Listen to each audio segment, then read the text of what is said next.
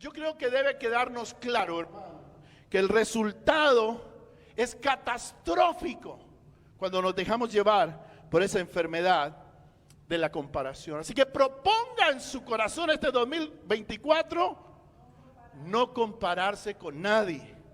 La Biblia muestra que los hermanos de José, por ejemplo, y algunos me pondrán unos argumentos, pastor, pero no fue el pecado de los hermanos, fue el pecado del papá que tenía hijos favoritos. Pero no nos metamos en eso. Miren lo que dice Génesis 37. Los hermanos de José se llenaron de envidia porque él tenía una túnica, una ropa que le dio su papá y a ellos no le dio. ¿Será que hoy en día los hermanos siguen teniendo envidia por los otros hermanos y por lo que le regalan los papás o las mamás? A veces tenemos unos de 30 y todavía se siguen comparando, ¿no?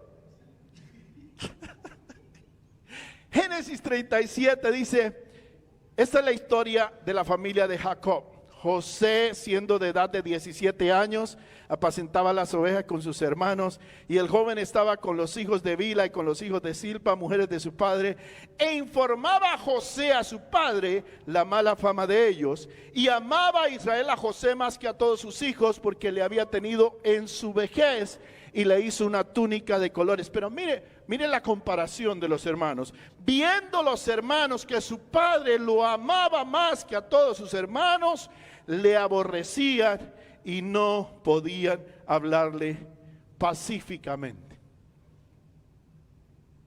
Yo quiero que mire un poquito en su corazón. A mí me ha pasado.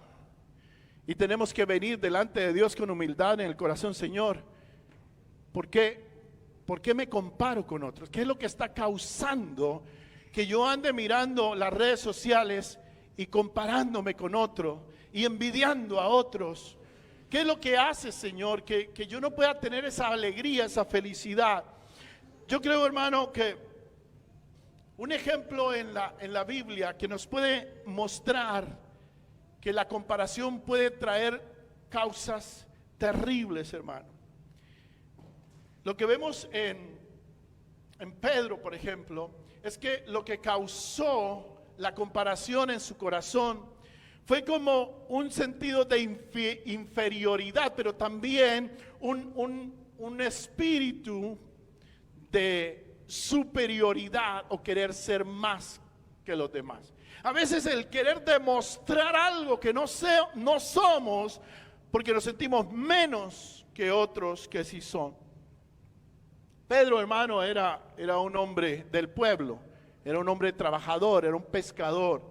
Pero una de las características que vemos en Pedro era muy violento, era un hombre brusco.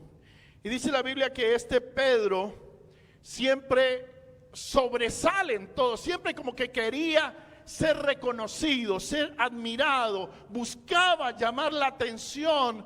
Y yo creo que en Pedro, a lo mejor por la misma situación de donde él venía, posiblemente tenía problemas de sentirse inferior a los demás.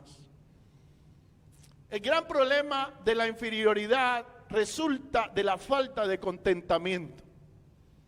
No estamos felices y contentos como somos, como Dios nos hizo y como nos tiene ahora. Y la verdad es que por más que usted haga lo que haga, use la crema que haga o se pinta el pelo, usted no puede añadir a su cabeza un pelo más. Es lo que dice la Biblia. Entonces, lo que encontramos aquí en la Biblia es que esa falta de contentamiento, ese problema de inferioridad, hace que Pedro actúe como está actuando, de acuerdo a lo que nos dice la palabra. Ayer veníamos con mi esposa desde Sur Carolina y se me vino a la mente una poesía. Yo no sé si usted alguna vez la ha escuchado, se llama Desiderata. Si no la ha escuchado, búsquela por ahí en los videos. Desiderata es una poesía de hace muchos años. Y una de las partes de la poesía dice: nunca te compares con nadie, porque siempre encontrarás a alguien que sea más o que sea menos que tú. ama lo que eres. Y me parece que esa poesía, muchas de las cosas que dice parecen extractadas de la Biblia. Hermano, a veces sufrimos de esa necesidad y estamos atrapados en ese sentimiento de querer ser como los demás o querer que nos traten como a los demás. A veces tenemos tanto problema de autoestima que no nos valoramos como Dios nos hizo. A veces tenemos un gran problema que nos andamos comparando y nos llenamos de rabia y enojo porque no somos o no tenemos lo que otros tienen. Yo le hablo de mi propia experiencia.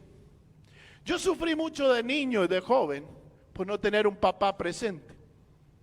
Me dolía mucho que mis compañeros fueran al partido de fútbol y llevaban a su papá y el papá haciéndole barra. Yo nunca tuve en ninguna de las clases, ni en la secundaria, ni en la primaria, nunca tuve un papá presente que estuviera ahí para mí. Y eso me causó un gran problema, de querer compararme, envidiar y tratar de pronto de ser más que los demás. Mateo 16:22 dice que Pedro, en ese afán de querer sobresalir, primero va donde Jesús y le dice a Jesús, ¿quién soy yo? Y Jesús dice, tú eres el Cristo, el Hijo de Dios. Y el Señor le dice, muy bien, Pedro, muy bien, no te lo reveló nadie más sino mi Padre. Pero de pronto Pedro, en su mismo afán de llamar la atención, trae Jesús a otra parte, Mateo 16:22. Entonces Pedro, tomándolo aparte, comenzó a reconvenirle, diciendo, Señor, ten compasión de ti, en ninguna manera esto te acontezca. Pero Jesús, volviéndose, dijo a Pedro, quítate de delante de mí, Satanás, me eres tropiezo porque no pones la mira en las cosas de Dios, sino en las de los hombres. El gran problema de la comparación es que estamos mirando a los hombres y las cosas de este mundo y no estamos mirando a Dios. Entonces Jesús dijo a sus discípulos, si alguno quiere venir en pos de mí, niéguese a sí mismo, tome su cruz y sígame, porque todo el que quiera salvar su vida la perderá, y todo el que la pierda por causa de mí la hallará. Porque ¿qué aprovechará al hombre si ganare todo el mundo y perdiere su alma? ¿Qué recompensa dará el hombre por su alma?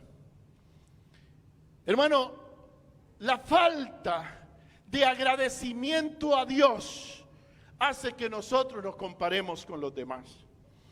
En Tesalonicenses 5:18 dice que demos gracias a Dios por todo, hermano, porque esta es la voluntad de Dios.